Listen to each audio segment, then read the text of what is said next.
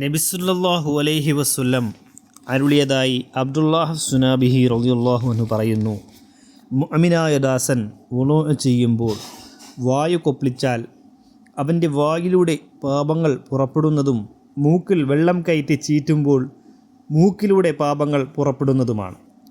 മുഖം കഴുകുമ്പോൾ മുഖത്തുനിന്നും ഇരു കൺപോളകളുടെ അടിയിൽ നിന്ന് പോലും പാപങ്ങൾ പുറപ്പെടുന്നതാണ്.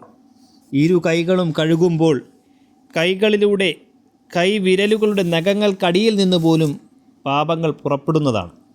തല തടകുമ്പോൾ തലയിൽ നിന്നും ഇരു ചെവികളിൽ നിന്ന് പോലും പാപങ്ങൾ പുറപ്പെടുന്നതാണ്. കാൽ കഴുകുമ്പോൾ ഇരു കാലുകളിലൂടെയും കാൽ വിരലുകളുടെ നഖങ്ങൾക്കടിയിൽ നിന്ന് പോലും പാപങ്ങൾ പുറപ്പെടുന്നതാണ്.